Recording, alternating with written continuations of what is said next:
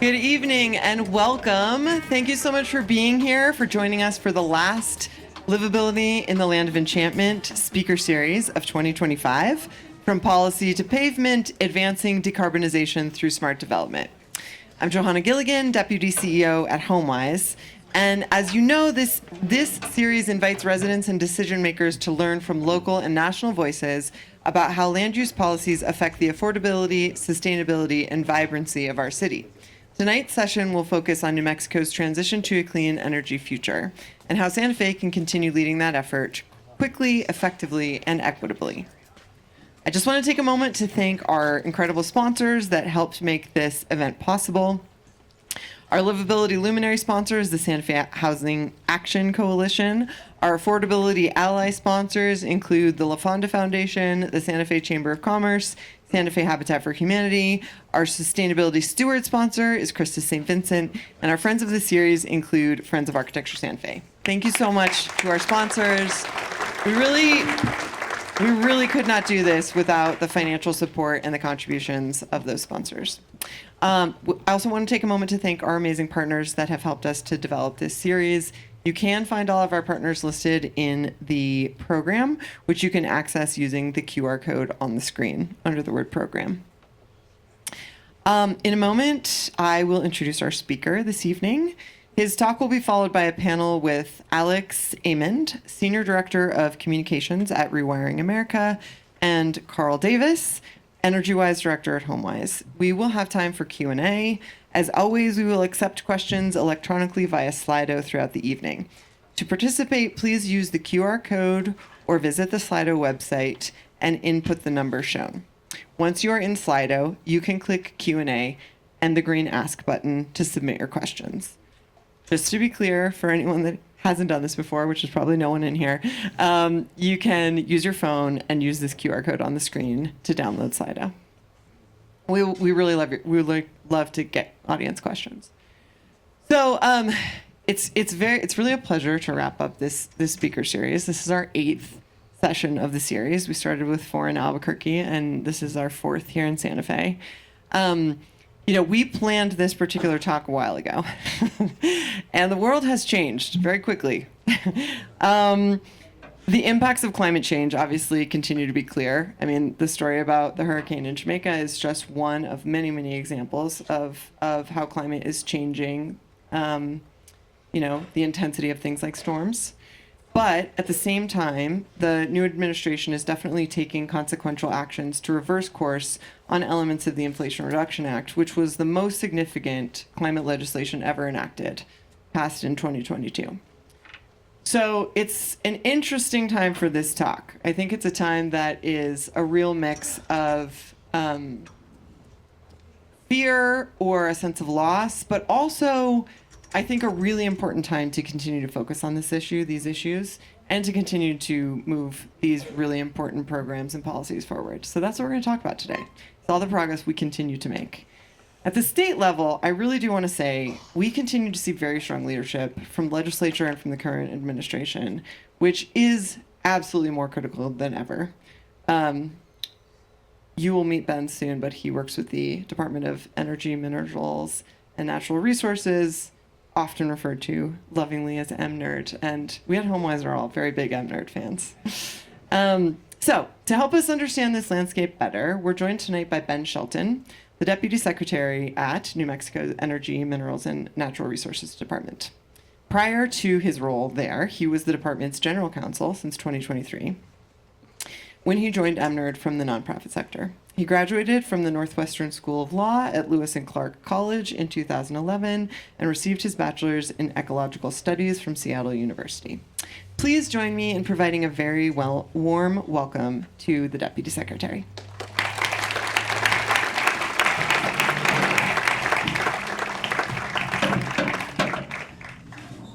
Good evening, everyone. My name is Ben Shelton. I am a Deputy Secretary at the Energy, Minerals, and Natural Resources Department. And I'm actually joined by a couple of staffers, and I'm going to put them on the spot a little bit later, so brace yourself. I have lived in Santa Fe since I moved here with my wife in 2015, about 10 years ago. And When I was invited to speak at this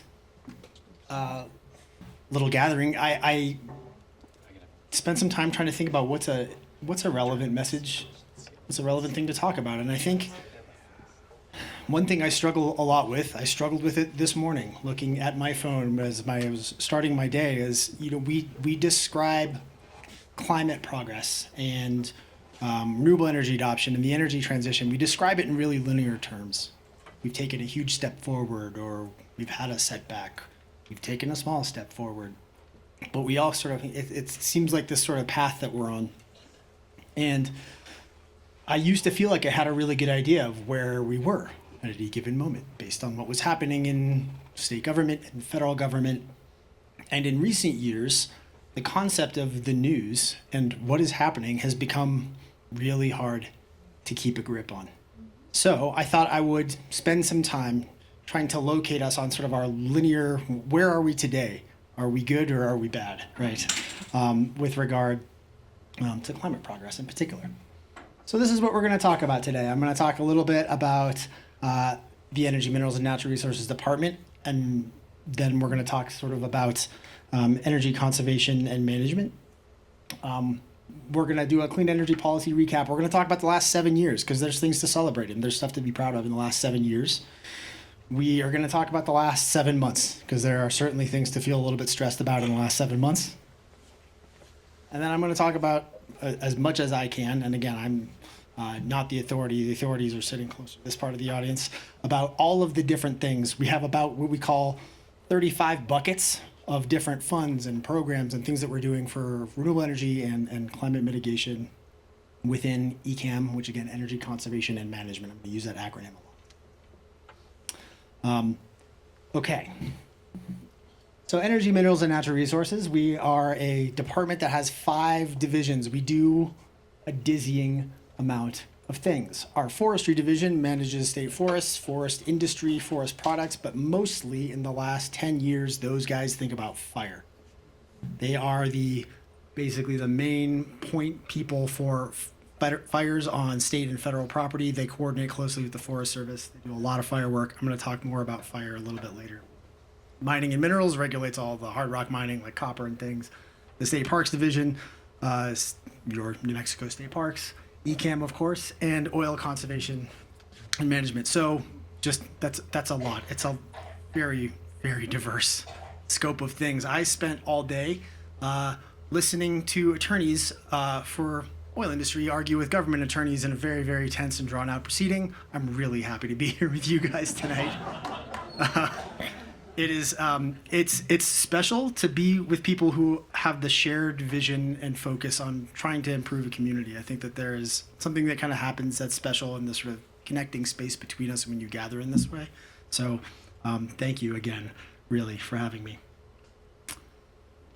Okay, let's talk about the star of the show, ECAM, Energy Conservation and Management. If we have 5 divisions and 2 of them you can think of are sort of natural resources regulators and 2 of them are sort of land managers, ECAM's a little bit different. They've traditionally operated like sort of a think tank with a really, really broad mandate, which has been great. ECAM gets to go where ECAM thinks it's important for them to be. And that has been a great asset, especially in the last few years, as that flexibility and nimbleness has been required to get a lot of federal funds in the door. They are not traditionally a regulatory body, although that's going to change because we are having a moment in New Mexico for geothermal energy. I spend a lot of my week meeting with companies that are working on projects that they can't talk about, and they can't talk about their company yet because it's all secret and emergent and neat. So keep an eye on geothermal. That's going to be pretty fun. ECAM will be regulating that one. They are the designated state energy office, which is a term that just means that they are the go-to for all things utility and electricity in the state. They include the Office of Regulatory Affairs, which is the governor's voice before the PRC. So when your electric rates are getting decided or how much renewable energy your utility is required to acquire, we will be there representing your interests and the governor's interests. And we conduct follow-through on all sorts of priority legislative pieces for the governor as well. So ECAM is a place where we get asked to provide a lot of data, a lot of analysis, a lot of answers for the governor. So let's talk a little bit about the last 7 years. There are many areas in New Mexico, and I know it's a trope at this point of New Mexico, struggling on national lists. We are near the top of a lot of these important national lists on renewable energy. You should feel really proud of the work that has been done here. This is a national leader. The policy that we have on the books here informs federal policy. Swaths of big IIJA, IRA pieces of that were written based on stuff that is on the books here that we went first. So to the extent that states are kind of a incubation site for policy for the feds, New Mexico has been that for the the previous federal administration. I say this also to sort of locate us again in where we are. People talk a lot about the energy transition like it's a thing that's in front of us. It is not in front of us in New Mexico. We are right smack in the middle of it. We have had hard conversations about what we do for communities that are losing coal plants that have needed those for jobs. We have had tough conversations about how you integrate a lot of renewables onto the grid in a very, very short order. So when you hear those words, energy transition, if you hear them on a podcast, know that we're not thinking about how to do it. We're doing it and thinking about how to do it while we're sort of midstream. The other thing I want to just flag, and if you want to call me on the numbers on this assertion, again, ECAM staff, I'm going to make them raise their hand later.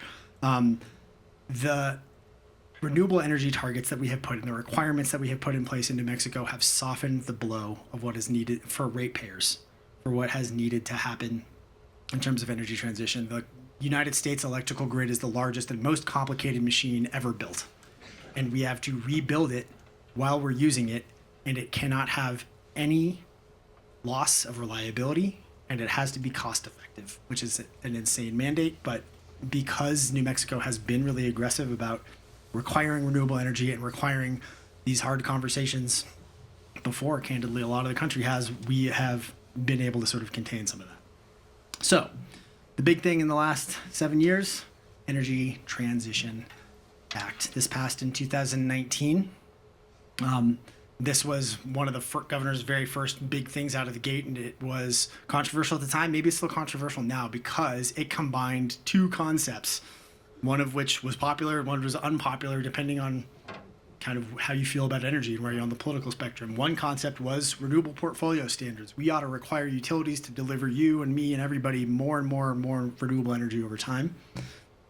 And the other concept was called securitization. Basically is, let's give the utility an incentive to get out of coal plants a little earlier than they were going to otherwise. The San Juan coal plant in 2019 was losing money. It was not a good proposition for the utility to make their profit requirements. It was not a good proposition for ratepayers. And so we had this concept that will let them go out and depreciate that, basically pay it all off, and ratepayers are going to help pay for it. Very controversial. Why should we help P&M get out of a not great investment? Maybe it's still controversial, but I will say San Juan Generating Station's not open anymore, but the renewable portfolio standard is very much still on the books. An item to watch with this, because this is very much a law that is beginning to ramp, right? The first really big check mark for the renewable portfolio standards on the ETA is 2030. We need to have 50% of all the power delivered from investor-owned utilities, so P&M, El Paso Electric down south, and Xcel, has to come from renewable sources. So here's just sort of a question that I think we're going to get into a little bit as we get into the panel. With the data center explosion in this country, how does that hold up? How do data centers approach the state? Do they see this as an opportunity, our renewables requirement, or do they see it as a problem? I would say that I've been approached by developers who are on both sides of that. Okay. The next big thing that happened in the last 7 years, the Community Solar Act. This is a pretty basic idea. You can get together with your neighbors and buy effectively shares of a solar project in your neighborhood, and that is what your power comes from. The way to think about this is if you've got a church and you've got a lot of houses nearby, maybe we put some solar panels over the parking lot of the church. Everybody subscribes to that. So you've got sort of an anchor tenant in the church, and people can buy basically shares of it. It lets you kind of control your where your power comes from, and it also lets you control a little bit of your power bill. This is a big deal. This is was initially there was 200 megawatts, which is a lot of megawatts. 20 megawatts is about 10,000 houses for a year worth of power. So statewide, they authorized about 200 megawatts. They just announced fairly recently they're authorizing another 300 megawatts of power under the Community Solar Act. So there's a tremendous amount of interest in this. Developers have been all over it. It has been slow to get spinning. The reason you don't see these projects popping up all over Santa Fe and Albuquerque and the rest of the state is because there have been some lawsuits that have slowed down the implementation.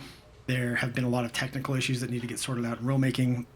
But we've had projects break ground this year, so that is spinning, and I expect to see that starting to move very, very quickly because a lot of those developers are trying to claim federal tax credits that are expiring. What else have we done? Clean Transportation Fuel Standard. This is attacking transportation emissions. Everybody knows about electric vehicles and the sort of emission savings you get with those, but there are emission savings with vehicles that are still using fuel. So this is something that is also fairly recent. This is our friends at the Environment Department. I'm mostly going to talk about us and not them, just because they're bigger and they have a bigger building and a bigger budget, and I'm fine. We're fine. It's fine. It's fine. It's not a big deal. Very interesting with this. This involves, the Clean Transportation Fuel Standards involves what we call market-based mechanisms. They're creating a trading market where people can kind of build and trade credits. That's kind of the first time that that's really been tried in New Mexico. Keep a very close eye on that, especially as the state gets more serious about tackling emissions, right? We have a renewables requirement, but we don't necessarily have a lot of tools that look at emissions, greenhouse gas going into the air. And as we get into that emissions conversation, market-based tools is going to be part of it. People are skeptical of this because markets tend to leave folks behind. And I think we all know what kind of communities in New Mexico get left behind by certain types of markets. But markets are the most proven tool to control emissions. It's what they're using in California. That conversation is coming for us. I don't know when, but keep an eye on this one because this is going to be the proof of concept to see if it actually works here and if it kind of generates the results that we want. I'd be remiss if I didn't mention the methane rules. The methane rules are a package of rules that were developed by both our Oil Conservation Division and Environment Department. These are to tackle fugitive methane emissions from oil and gas production, which we have an enormous amount of in the state. We kind of handle it from the waste perspective, right? Our authority lives in the fact that you all actually own a huge amount of mineral rights as collective taxpayers of the state. And are owed returns on those. So when operators blow those into the air, instead of putting them into the pipe and getting revenue from them, they're taking that money from you. So we regulate it from the waste perspective. The Environment Department comes in and checks it out from the emissions and leaks perspective. It has had really good effect so far. There is still a lot of ground to cover. There's a lot of methane leaking out of the Permian, but there is a lot less than there would be without the rules. Over the last 4 years, we have had about 100 million barrels a year of growth in oil production, but the methane emissions rate looks kind of flat, okay? And that is because we hold them accountable and we go and we write them speeding tickets and do all sorts of enforcement actions. And then the other thing to keep an eye on, number 3 up there, certified natural gas. This is going to be sort of the carrot to the methane piece. We are going to create an incentive program. I mean, there is an incentive. It's not necessarily the state doing it, but there will be an incentive program to get your natural gas certified that you are not leaking, that you are not emitting. Coincidentally, if you go to Japan, this is the only kind of natural gas that they will import, is where they can know that when you burn the natural gas, that's most of the emissions attributable to it, and you don't have a bunch of methane leaking back up the supply chain. That is kind of hidden emissions that come with your MCF of gas. So we're working on that now. That'll be going live soon, and hopefully that'll help us continue to drag that emissions curve down. Oh, there's a lot more. God, it's exhausting to look at. This is, like I said, there's 35 buckets that ECAM kind of works on, and we're not going to cover it all because we have a panel we need to get to. But this is a few more of the things that we have. Grid modernization grants. This is an awesome program that we are launching this year at a larger scale than we ever have. I think we had our initial grid mod statute come into law a few years ago, and they appropriated us $1 million, which is pretty exciting. We spent that pretty quickly, and then they were like, "How about $70 million?" And we're like, "Awesome! Like, we'll work on it." Again, I'm gonna make them raise their hands later. It's what's stressing them out right now. But the thing to know about grid mod is that the eligible people who can go out and get those money are local governments, and this is going to become a bottleneck you're going to hear me talk about a little bit more. If local governments are the eligibility, that's great, because local governments are in touch with their communities. They know what people need. Most local governments in the state, and Santa Fe is an exception to this, there's maybe one or two other exceptions, are not super fluent in utility regulation and grid mod. So building that fluency is part of our challenge with that grid modernization grant program. We have the executive order that's still on the books. People kind of roll their eyes at executive orders because they're like, well, it's not statute. I guarantee you, if you work for an executive agency, the difference between a legal statute requirement and an executive order is not as big as you would think. When the governor signs an executive order for us to go do something, we do it. And then we have a carbon sequestration program. Right now, the EPA is permitting carbon sequestration wells around the state. We're working on getting that back to state control. So we issue year permits so that we can make it a little bit more stringent. Right now, EPA just kind of permits these suckers, and they don't really tell too many people in the local community that it's happening. We would like to change that. Okay, so that's kind of some of the highlights of the last 7 years. I'm glossing over some stuff, but those are the big pieces. A lot to be excited about. And now I'm afraid I have to talk about the federal government. Let's be super duper clear. The Trump administration is trying to damage climate progress for the sake of damaging it. Just because it's something that they suspect will cause psychic damage to the people that they dislike. It is targeted at this issue broadly. It is targeted at blue states that didn't support the president specifically. It is hurting people of every political persuasion. It will take resources away. It'll take investment away from red and blue communities in this state and many others. So that's the headline. Let's look at some of the specifics of what that looks like. The biggest one for us in 2023, we were awarded a $156 million award to execute an IRA, Inflation Reduction Act, funding program called Solar for All. The Trump administration a few months ago decided that they were going to attempt to claw that back. Whether or not they're going to be successful is still to be seen. Obviously, like most of the things that they do, they get sued like immediately, and they frequently lose, but they lose slowly. So where does that leave us? In litigation for a long, long time. Maybe that money comes back to the state at some point. We don't really know. For the moment, we're kind of proceeding like it's gone. This is money that we were going to use to defray the costs, some of the sort of what you can think of, without getting too technical about the grids, kind of the connective tissue that gets power generating resources to your actual home. That interstitial space, some people, the transmission network, the distribution network. That's where we're looking at spending some of that money. State energy programs are that's funding that came from the feds to the states, basically to build sophistication at departments just like ECAM, to get states a little bit more fluent. The same way that I will talk about investing in local communities around New Mexico to build expertise, build fluency, and build confidence about thinking about their power systems. The federal government did that. They pushed money out into the states to develop these kinds of offices. They're trying to take that money back now.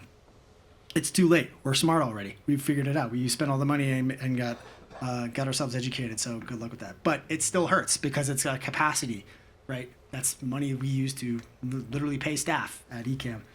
The Loan Programs Office was doing really, really exciting things in New Mexico. They had a variety of projects that they were looking at financing.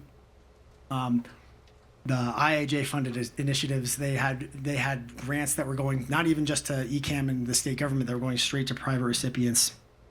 That is all getting pulled back. And I want to clarify here that a lot of this damage is not just money that the state loses. When the federal government furloughs thousands of people or fires them or forces them into retirement, that has an equally damping effect as just pulling the money back. Is if the money is still in the bank, if you've got money in the bank, but the bank is never open, you don't really have any money. We are in constant contact with federal managers to talk about how we're supposed to report things, how we're supposed to comply. And if nobody picks up the phone and the entire office is just staffed by two Roombas kind of driving around each other, we don't have the ability to comply with the requirements of those grants, and we don't draw on them. So these are the impacts of those clawbacks. It slows deployment down. It's just, we can't even get payment processed in a lot of these cases. So again, these look like concepts, but these are investments in rural communities, really, is what it comes down to.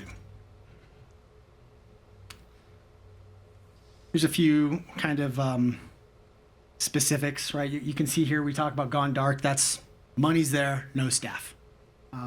So some of our training programs for energy auditing and contractors, there's just nobody to process the checks. And the impacts of that, right? It reduces our ability to fund innovation. It limits tools for buildings, community scale, infrastructure build out and resilience. And it attempts to undermine ECAM's role and attempts to sort of undermine our role as facilitators and conveners. Nice try. We're going to do that anyway. We didn't need your money anymore anyway, maybe. Okay, enough of that. Let's talk about some of the tools that are out there for all of you, whether you are a just person, consumer out there in stores in New Mexico, whether you're a developer. My goal with the next few slides is to try to tease you into using some more of our programs. As popular as a few of them are, we are always looking for more people and more uptake. All right. This is one of my favorite ones. Home electrification appliance rebates. If you've been to Lowe's or Home Depot recently and you've wandered through the appliance aisle, you'll see little folded pieces of paper with QR codes sitting on top of new stoves. That's us. You can scan that, you can check your eligibility, and you can go claim your rebate at the register as you buy an appliance to basically increase electrification in your home. This is funny, it's just literally giving people money to buy stoves. From a governmental accounting perspective, this is actually a super duper cheap way to get people to electrify. It seems like it's a lot of money, but it's not as much as you would think. These are some of the projects that are eligible. So yes, if you are a home builder or in the remodeling business, please keep an eye on this. This is the one that's kind of pointed at consumers directly. This is the same thing, same deal, but this is the home energy rebates. This is a rebate program that's focused on developers and home builders. So same stuff. HVAC, windows, just for contractors. All of this stuff that I'm going to go through, and I'm going to repeat this a few times because I forgot to put it on the slide. You can access through our website. It's clean.energy.nm.gov. All of this stuff is in a intuitive click through. It's like TurboTax where you just click through and it kind of walks you through it. We do the exact same model. Like, I want a new washer dryer. Am I eligible? Where do I go? How do I do it? And importantly, it's just got phone numbers. So if it's all too confusing and you don't have the time, you can just call. I'm going to stop pointing at our staff. It's not fair. But you can call those guys and they will walk you through it. You can also call Carl Davis with HomeWise. He's one of our energy coaches and he can walk you through it all too. We have a few different contracts for that. Okay, moving on. Oh yes, here we go. This is sort of what we do. We support energy upgrades, reducing energy burden. Part of the reason that I love the rebate programs, especially as you get into like windows and insulation, is that it's more than just like giving people an appliance that's going to help them out, but actually, especially with the targeting for low and reduced income New Mexicans, a lot of the stuff actually is home equity value building, which goes to like intergenerational poverty escape, which I think is awesome. I just never imagined that going into being a mid-level government bureaucrat would lead me to that kind of accomplishment, but here we are. I always talk about this program. It has nothing to do with home building. I just think it's awesome, so I talk about it every single time that I get the opportunity to. Our power program, what this looks like, all of this sort of description notwithstanding, what this looks like is grants to rural electric co-ops so that they can go out and upgrade their extremely ancient equipment operating in the woods and mountains of northern New Mexico. I will talk about why that's terrifying in a minute, but I love this. I love this program. The other thing that this does is it begins to and I talked about this a little bit with GridMod, but it goes to rural electric cooperatives, which are run by they're private elections, they're low volunteer boards. And this is groups of people who don't feel confident in their ability to go out and kind of manage some of their own future for those communities. They see advanced grid technology and all of this complex modeling, and it can be a lot. And one of my favorite outcomes that this is, we get co-ops, particularly rural co-ops, who take this and roll it into more because they now feel like, okay, the funds are out there for me to go out and acquire technical assistance that I need to understand and model my system to know what assets we've got. A lot of these co-ops, and I don't mean to scare you, they don't even know where some of their assets are. Imagine having a co-op that that's got like approximate knowledge of where their power lines are. That scares me because we do some firefighting work, and it's a little daunting when they're like, yeah, there's a line out there somewhere. And you're like, all right, well, can you be more specific? Everything's on fire.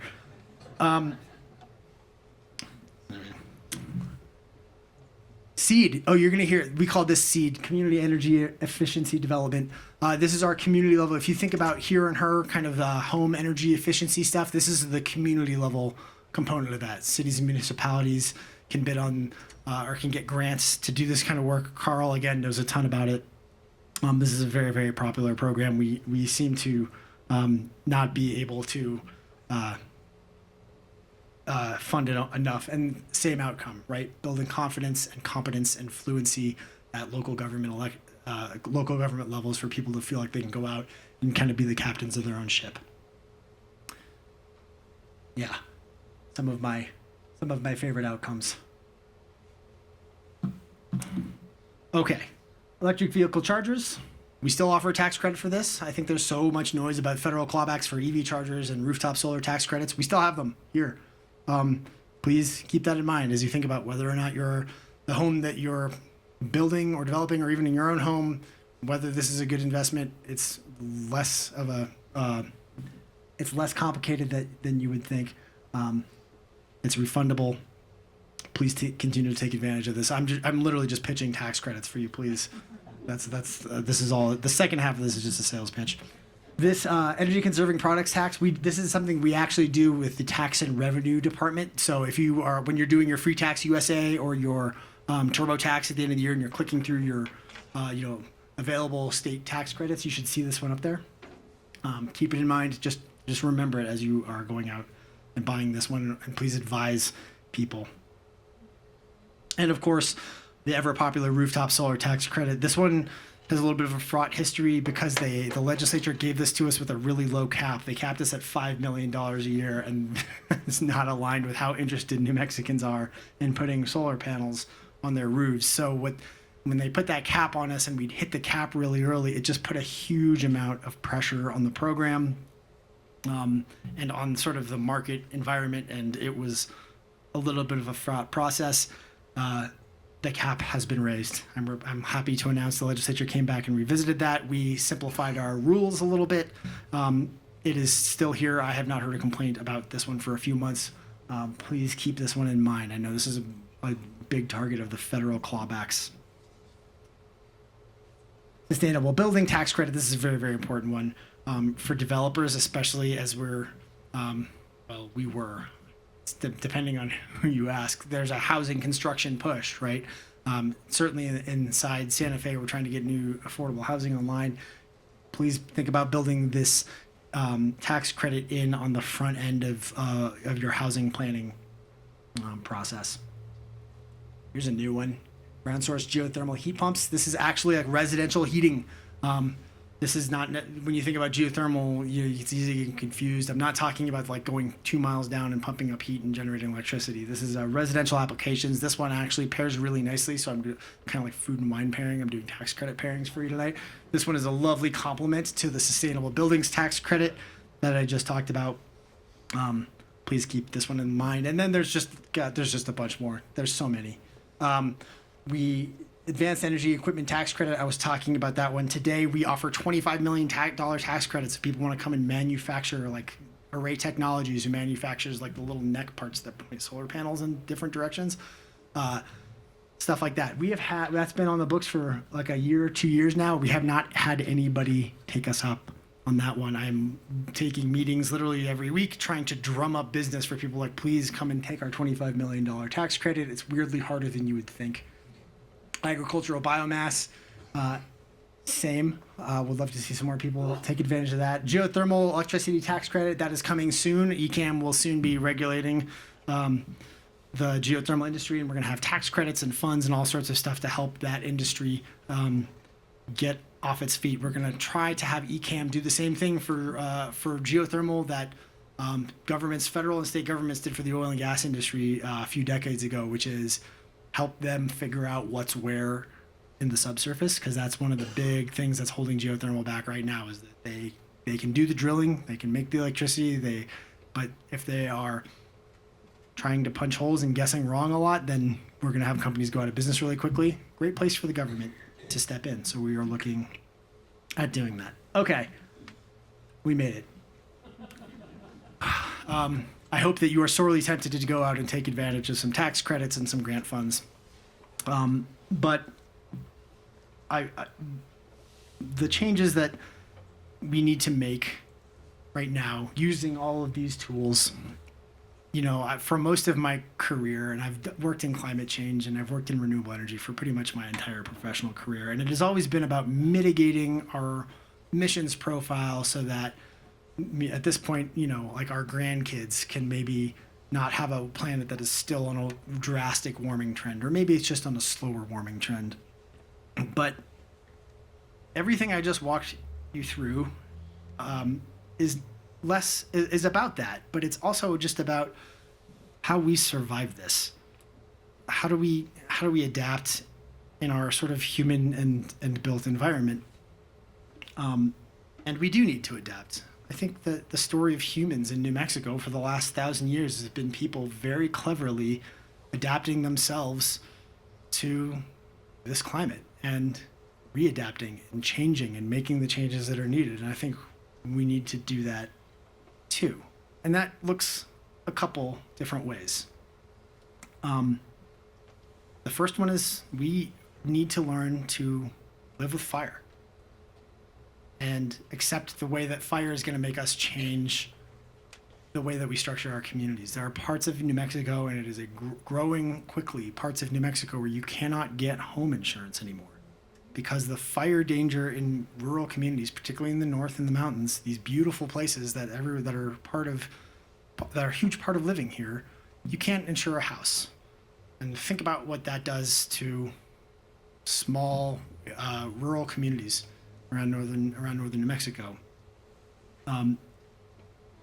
So we're going to have to structure those communities differently. Our forestry division is looking at programs that are going to change the way that we build homes, where we build them, how we manage forests around our homes. Everybody loves the Latias around the propane tank, right? So you don't have to look at the propane tank and you get the nice wood. That's spectacularly bad idea for fire management. That's just a wick that is going to light the Molotov cocktail that your propane tank now is. And there are little examples of that all over the place. We are going to need to change the way we design our communities for fire risk, because there is growing fire risk, right? That was Calf Canyon and Hermit's Peak back in 2022. Fundamentally, what happened was springs in New Mexico are cold and windy and wet. And then they weren't really cold and wet anymore. They were just windy. And we didn't adjust the way that we were doing prescribed burns. 300,000 burned acres later, there we are. So we need to start thinking about these things a little bit differently, because I worry about fire risk. I live in El Dorado, and fire is a big part of the conversation there. But the risk to my home of fire is not a battery out in the desert that is monitored by the utility. The risk is an 80-year-old co-op power line in the mountains blowing over and starting a forest fire that gets out of control immediately and rips through Santa Fe. The fire danger is not limited to the folks who live in the woods. Look at what happened in California. That was a large, dense, affluent suburb that just burned down in about 8-9 hours. That's the fire danger I worry about. So as I talk about changing the way that we structure our communities, we need to get more used to the idea of living near electric utility infrastructure. It's something that historically has been hidden away from us because we have a plant up in Farmington, and it generates the power, and the power gets wheeled to us, and we don't really have to see it. That's going to cause fire if we keep doing it that way. And it's going to just harm reliability. I think that my frustration living in El Dorado and seeing that battery project is not that it might be a fire risk, it's that there's not 3 more of them. Because this is exactly the kind of development we have got to start co-locating our energy infrastructure where we live. It is going to keep the lights on during times when the power companies are shutting them off to manage fire risk. It is going to make us much more able to adapt or to adopt large volumes of renewable energy, which we need to keep doing, not start doing, keep doing. We've been doing it. So I would encourage, and I hope all of you would start thinking about how we advocate for that change in our communities and adapt to living with our power generation going forward. That is all I've got for you. Thank you so much to HomeWise for having me.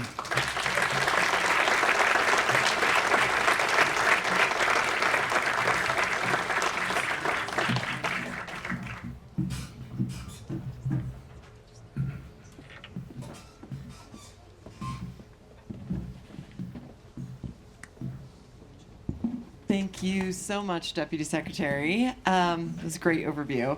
We're now going to move into some discussion and Q&A with Alex Amond and Carl Davis. As I shared earlier, Alex is the Senior Director of Communications at Rewiring America, and Carl is the EnergyWise Director at HomeWise. Before we get into questions, I'll ask questions, then we'll take audience questions. I did just want to take a moment, because I think one of the things you referred to, Deputy, is the kind of emotional roller coaster ride that is this work in this time.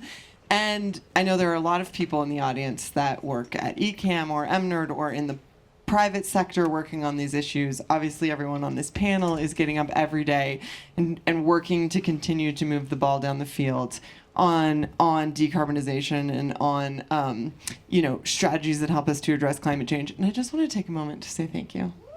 Yeah, like big shout out, because we're working on it at HomeWise, and it's taking an incredible amount of creativity, positivity, and just a sense of commitment and persistence, which luckily I'm an incredibly stubborn person. But, so I want to acknowledge that. So, Alex, I'd love to start with you. Would you just tell us a little bit about what rewiring is, how it came to be? Sure. Great to be here. Thank you for inviting me, and thanks to y'all for coming out. Rewiring America is a national nonprofit focused on promoting electrification. But really what we want to see is the household basically be the center of a clean electric future. So we're obsessed with the household. We joke about that all the time internally, how obsessed we are and how much that drives our work and everything we do every day. We were founded in 2020 around a core insight from one of our co-founders, Saul Griffith, the Aussie inventor. He's down in Australia doing good work right now around rooftop solar and battery adoption policy. But what he found was that 42% of all energy-related emissions in this country come from 5 big decisions that you and I make in our own homes. So how we heat and cool our homes, how we cook, how we heat our water, how we get from place to place, and then how we power it all. So that's 42% of all energy-related emissions in this country come from household decisions. So my background, I worked at the Sierra Club for a while, like for many decades, right? The environmental movement was focused on large scale, utility scale, renewable development. I worked on the Beyond Coal campaign, so closing coal plants and bringing on renewable energy. But for individuals, there was the carbon footprint. There wasn't a ton of things for people to really grasp on and do in their own lives directly. But with that 42% insight, we flipped the script, and there are 5 big decisions around those things that you do in your house, where you can have an immense impact on the climate, and what we know from our own modeling in many parts around the country, including here in New Mexico, these are money-saving upgrades that you're going to make too. So that's a little bit about Rewiring America, based here in New Mexico, but work nationally. And yeah, very excited for this further conversation. Shout out to the Beyond Coal campaign. I believe 2024 was the first year that for most of the year we produced more electricity through wind and solar than coal. So we are still making headway. Yes. So after a couple of decades of flat energy demand, we're suddenly seeing a stark increase in electricity demand due to what Deputy Shelton referred to earlier, which is the rise of data centers. These are obviously notorious for using a lot of energy, and there's a lot of them being built right now. So this rise in electricity use or power use is obviously not only going to further drive climate change, but it's also affecting electricity prices at a time when really people are already dealing with inflationary pressures. People are barely making it.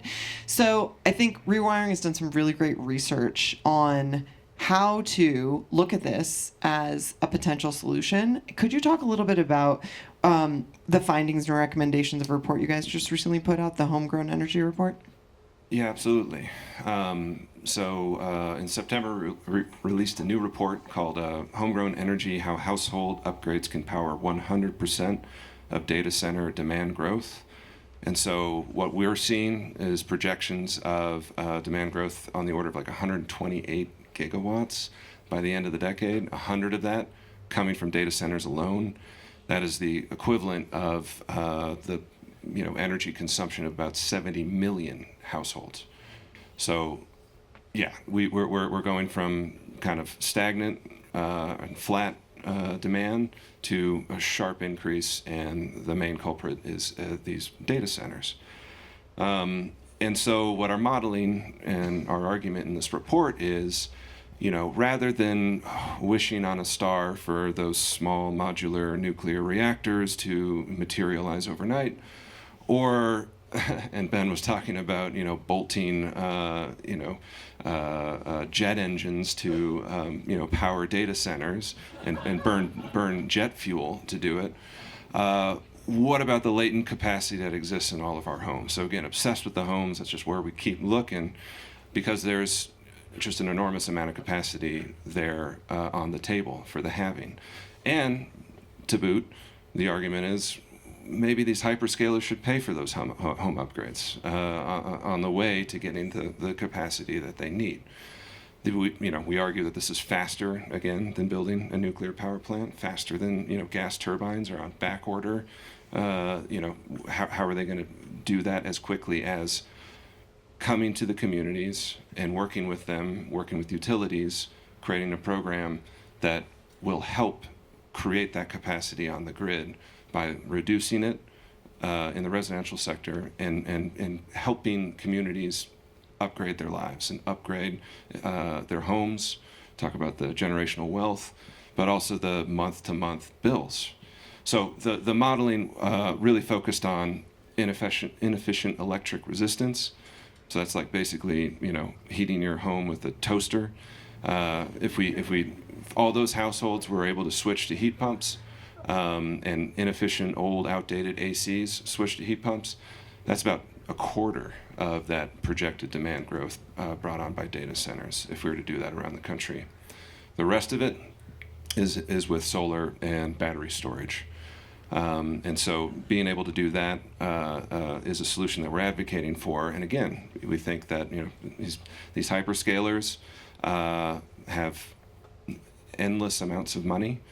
They are coming into communities, and right now the press is not very good for them, because what communities are seeing, right, is, well, if you're going to restart that coal plant or build a new gas plant, that is going to be, require transmission updates, distribution upgrades that then fall on the ratepayer, and people are seeing their rates skyrocket where these things land. That's not the best deal for anybody in this mix. And so that's what our intervention is really, is why not start again with the household and help people save their money, give hyperscalers the capacity that they need.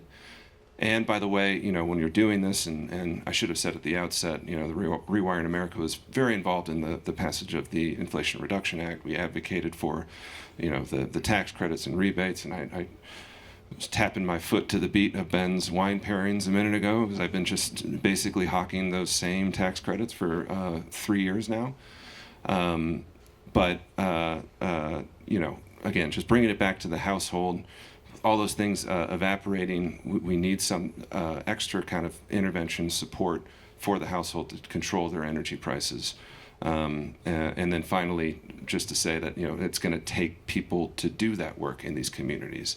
Those are small mom and pop business contractors, electricians, plumbers. That is work that cannot be done by AI or cannot be outsourced. And that's, the type of community employment we want to see in this country. Did you want to add to that, Ben? No. I just saw you looking like you might want to say something. Yeah, I think the thing I want to underline is the crazy amounts of money. I mean, the way these data center developers talk about money is disconnected from anything I've experienced, which makes me think that if this is coming to our communities, get what you need on the front end of this. I think that data centers that have been successful in the state, you look at the Meta data center down in Los Lunas, you look, I would say even at the sort of Project Jupiter thing down south, where Project Jupiter is going to come in and build a whole wastewater piece. Now, whether you like it or not, or you're a believer in that's a good thing, that is a community that is holding someone with a lot of money's feet to the fire to spend that money in their community. If we don't, you need to know what your list of demands is on the front end, because these guys throw $50 million around like it's nothing. I mean, it's crazy the amount of capital that they have access to and how quickly they move it. I don't spend a lot of time working with tech companies in California. I'm not familiar with the way that these guys talk about this stuff, but there's opportunity. I think when there's an enormous amount of private capital looking at New Mexico, there's an opportunity for us to get needs met. In order for these guys to kind of come in and be neighbors. That's what he's talking about. Because I think if you don't do that, and if you just kind of sit back and laissez-faire and see what happens, you're exactly right. That connective tissue that connects the resource to the demand, we still pay for that.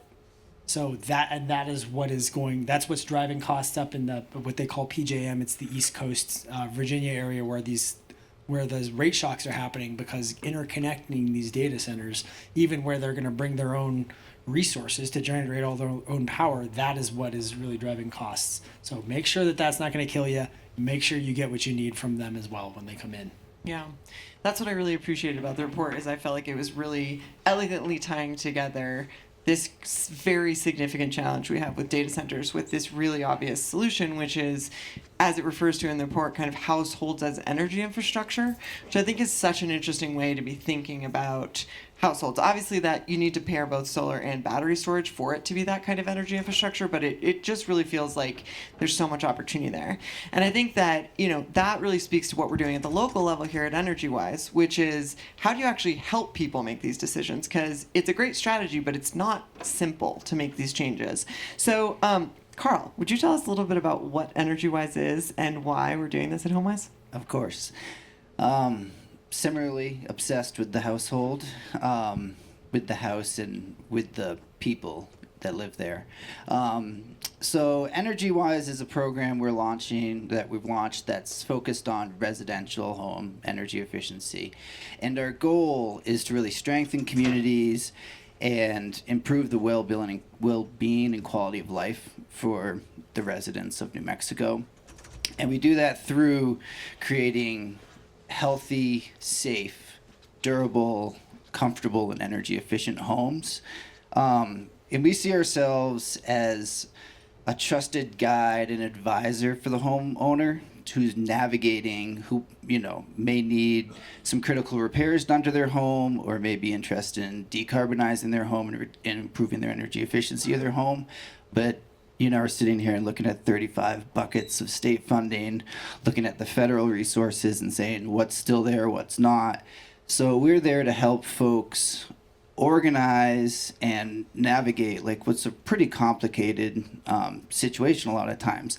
A lot of people will feel overwhelmed looking at their house, be like, what does it need? Like, I want to do something, I don't know where to start. And so what we do is go into a home and do an interview with the client, get a sense of what they know about their home, get as much information, because folks do know about their homes. They do know, that room in the back's always cold, or there's a leak in the roof over here that I patch every year. And so we do that, and then we do a full inspection of the home, top to bottom, and energy assessment along with that, looking at all the major systems, from the roof to the siding to the windows, HVAC, heating and cooling, and water heating, and sort of help organize and prioritize for the client, for the homeowner, where to start, where to begin to sort of tackle reducing their energy bills and, making a more healthy, safe, and efficient home. And we do that through this lens of, it's a hierarchy of need, I call it, sort of looking at the health and safety issues first, making sure, and then looking at durability, comfort, and energy efficiency. Energy efficiency a lot of times is just a byproduct. So if you've got someone that has a leaky roof and plaster's falling down in the kid's bedroom and there's mold growing, and they're like, I want solar panels, you're going to be like, we need to pump the brakes on that, make sure that you get this roof fixed, make sure your house is safe, make sure the indoor air quality is good, you have proper ventilation. And then, so we'll lead them to prioritize that work. But when we do the roof, these aren't mutually exclusive things. We advise that person, this is a great opportunity to bring your insulation levels up to current energy code or better. So and then we can start tackling solar panels or whatever's next on their priority list. So that's the kind of thing that we get in there and really dig into the house, get to know it top to bottom, so we can advise people to make good decisions for their family and good decisions for their home. And then the next step on top of that is another complicated thing, is navigating the incentives, the tax credits, all these rebates that you hear about. What am I eligible? What am I not eligible for? There's got a lot of great programs out there, the HERE program, all the tax credits you can pair together, like wine and cheese. But if you don't know what's there and you don't know what you're eligible for, it's not doing anyone any good. So we're there to help people know what to do, know what to prioritize, and then know how to get that done in the most cost-effective way. Thank you. And we, just to kind of further give a shout out to the state, I think the state has just done an amazing job spearheading on so many of these issues. And one example of that is that the state of New Mexico was the first state to get their Solar for All application in.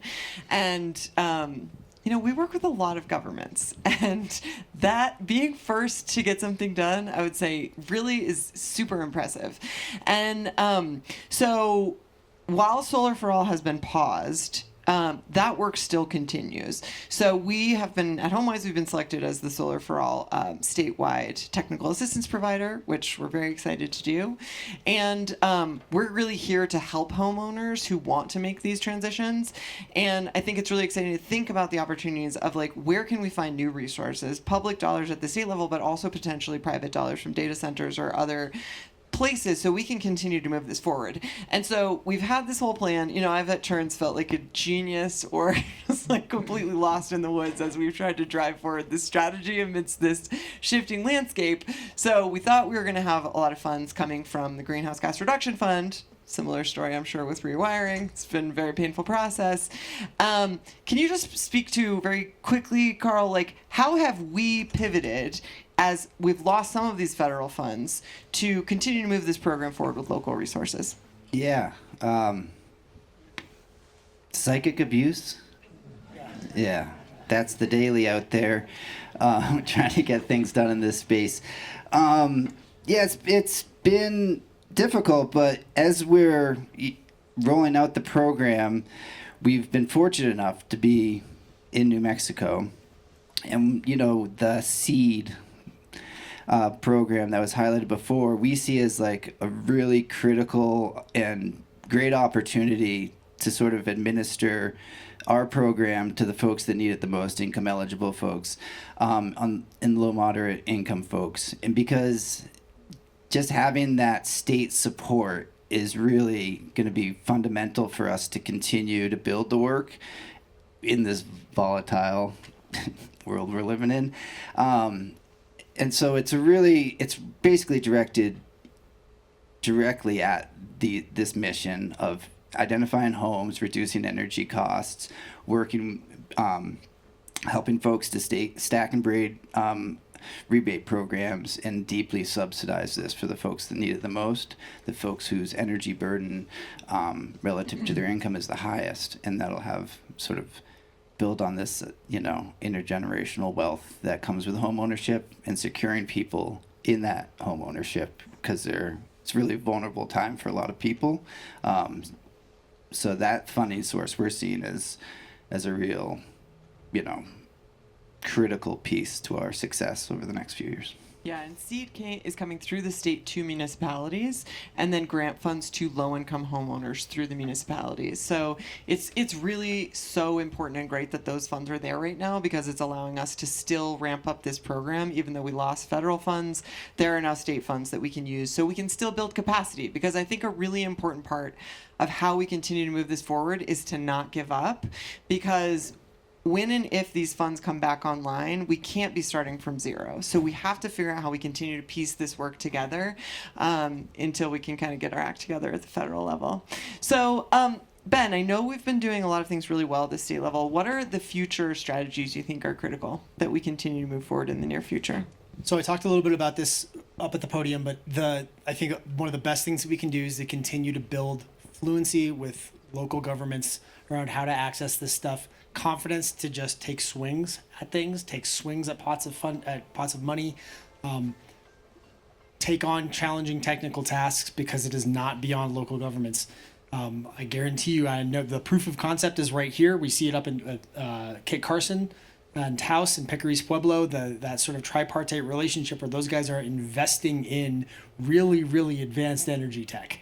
And they are bringing it home to a very rural, disconnected community in New Mexico. And I'd love to see that happen, because we have communities that are ready to go, that have the interest in this. And the gap from here to there is not as far as you might think.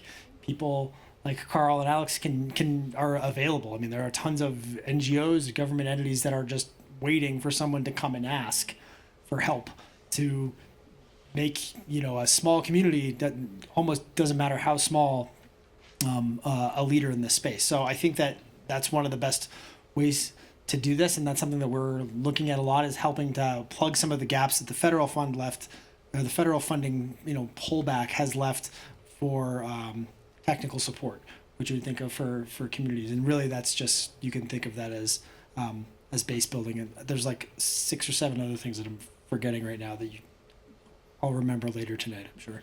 Great. Over drinks. You can answer that one over drinks. Veronica, do we have a couple audience questions?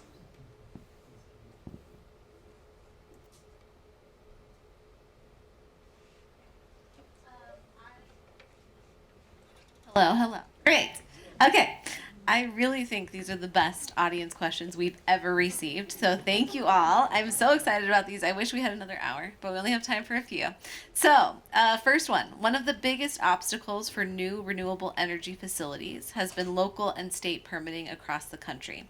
To what extent should the state consider preempting local zoning regulations for renewable energy generation facilities?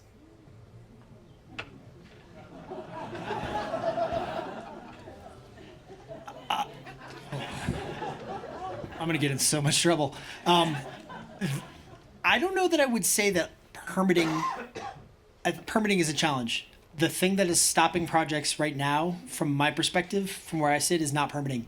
It is interconnection. So it is the utilities trying to figure out how to spread out the cost of the investment needed to get large resources and large loads onto the grid. That is where I view most of this. So that is probably the most I can say before the state police come and drag me out. Okay. Thank you. Speaking of permitting, though, a permit to add rooftop solar in California takes 1 day. It takes up to 2 months in Santa Fe. Why is this happening, and what can we do? Carl, you want to take that one? No.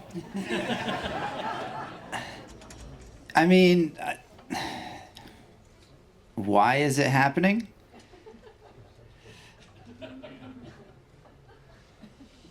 This is a safe space, Carl. I mean, I don't Being think recorded. I don't think there's a great reason for it. I think it's, there should be a prioritization and a streamlined process for rooftop solar. It should be automatic unless you're missing something major. If you have a licensed solar installer doing it, you're checking all the boxes with the engineering. Why it's not automatic day of, I couldn't answer why, but it should be. Yeah, should be. But I would just add that that's what our co-founder Saul Griffith in Australia is talking about all the time. I mean, it's a fraction of the cost in Australia to get rooftop solar done than it is here. It's all these soft costs, and who knows now with the investment tax credit being abruptly sunsetted through the One Big Beautiful Bill Act. The solar industry is going to have to go through a transformation, and they're going to have to do that with state, municipal, and utility partners. I'm going to be optimistic about that, if the solar industry wants to survive, wants to innovate, and move in a new environment, that piece is going to have to be figured out quickly. So that's my hope, at least. Okay, so I will take this. There's certainly some fault for the state here. We initially had a statute that was maybe more complicated than it needed to be. We maybe wrote some rules that were a little more complicated than needed to be. We have revisited both of those things. The statute got amended a couple of years ago. We revisited the rules last year. I think last year, the year before, we revisited the rules to try to streamline those. So we're trying to get that turnaround time down. The other thing is going to be a sort of a boring answer, but a lot of the delay and the lag lives in the fact that we have to certify at MNERD and then communicate that certification to tax and revenue. So there's some cross-departmental communication that happens, which is just a really great way to slow things down. We are constantly looking at ways to improve and upgrade that. 2 months actually that's like better than we've been for years. So on the one hand, like I'll take a C. But we are still, that's an ongoing process. We're always looking at ways to do that. People are, I try not to say this out loud too much, but people are always welcome to petition the department to change our rules if you've got an idea for a better way that it should be done. So don't be shy. I'll just add, having interacted a lot with MNERD, I think one of the things that stands out about the culture of the department is a risk tolerance that I don't see that much within government. And I think when we're dealing with a crisis, which I think we can argue that climate change is likely this is a crisis, government has to shift its comfort with risk, from thinking about the risks of, doing something, like what are the risks of doing something, to what are the risks of not doing it or doing it too slowly, which I think that I've seen a lot within your team and your department, that attitude really pervades, and it's really refreshing, and it makes it really fun to do public-private partnerships with. Shout out to Puck Stair, who is the Puck. director of our Energy Conservation and Management Division. She's not here tonight because she's in Nashville trying to coordinate with state energy offices around the country about how to keep the good work going forward, but she's a great resource. What can the state do about the scarcity of fire insurance? Another hard one. Is the state going to participate in the home insurance crisis by providing insurance options in addition to helping reduce and manage fire risk? Bunch of softball questions tonight, huh? This is a very thorny question. I mean, here's the signals that we have got, and by we, I'm talking specifically sort of for the forestry division at Energy and Minerals. And this is challenge that question is a challenge that lives somewhere between forestry as the sort of wildfire people, the state fire marshal, who is your building fire risk people, and the office of the superintendent of insurance. So we all kind of get together and try to work through this problem. The low hanging fruit for the state to think about is a bill that was actually that's already been passed, and we're mid implementation. It was Senate Bill 33. It basically creates an opportunity or a mechanism for communities to do neighborhood level structure based wildfire resiliency. So I talked about the Latias around your propane tank, going through every house in a neighborhood and doing that kind of an audit to say, like, you've got a branch, like literally you've got a branch leaning against your roof, or your roof is made of a highly flammable material, or your propane tank's going to explode. Like it's not enough to have individual homeowners do that. If I do it and my neighbor doesn't, we're both going up in flames. So that program of that neighborhood level hardening, kind of what we call home hardening, in addition to creating the ability to authorize buffer zones, where we basically go in and thin a strip between a neighborhood and the wilderness on the other side of it.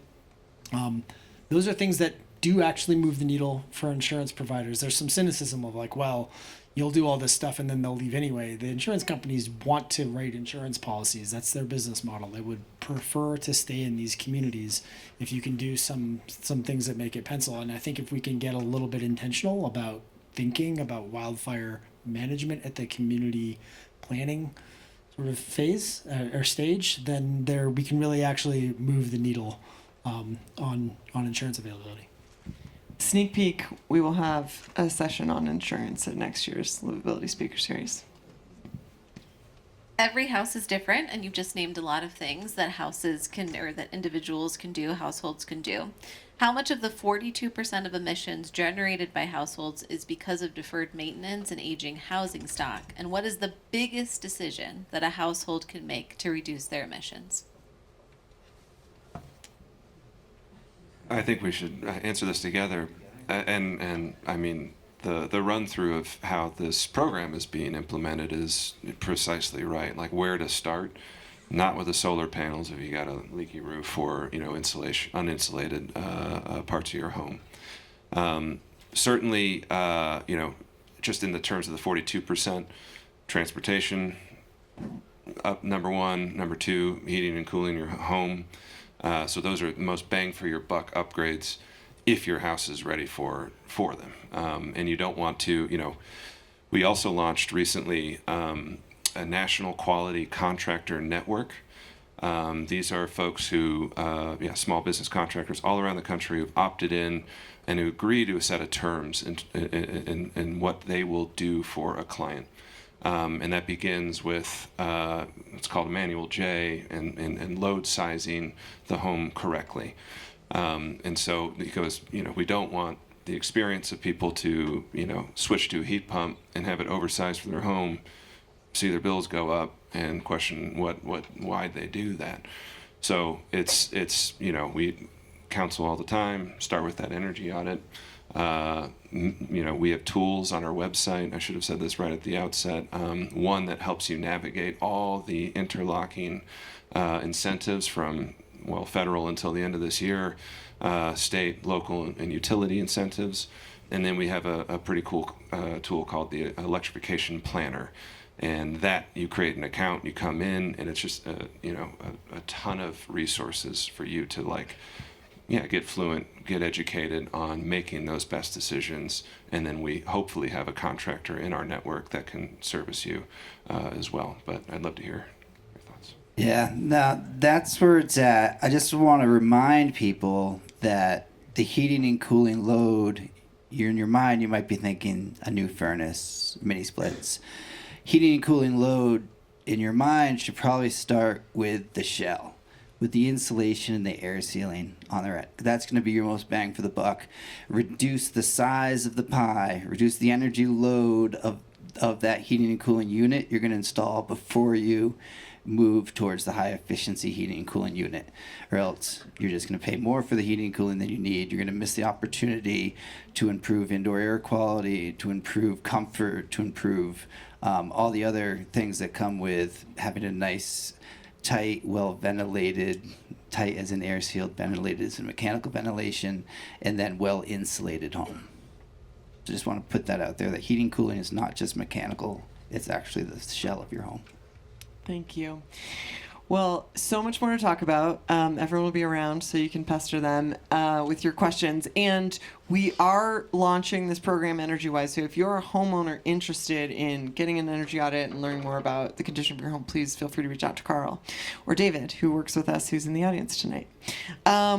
So I just want to say thank you so much to our panelists. We really appreciate you all being here. It's a great discussion. In a moment, we're going to break for food and drink. When you walked in, you got a card that has questions on it. If you're shy, use those questions to strike up a conversation. Lastly, a huge thank you to everyone who joined us tonight and throughout this year's Livability Land of Enchantment series. Your engagement and enthusiasm make this work really meaningful. We've loved bringing these conversations to Santa Fe for 3 years running, and the best is yet to come. So stay tuned for future programming at our website, livabilityspeakerseries.com. You can get updates on the 2026 series, as well as watch all of the previous talks. So that's all available to you. Before closing, I just want to say this series is absolutely the result of many, many people working on this. To everyone from HomeWise who is here, thank you for all of the many ways you have made this successful, all of the talents you've brought to this. And I do just want to shout out our very own Veronica Toledo for all of her leadership on this. Thank you for everything you've done. All right, well, thanks. Stick around. We'll see you guys over there at the bar.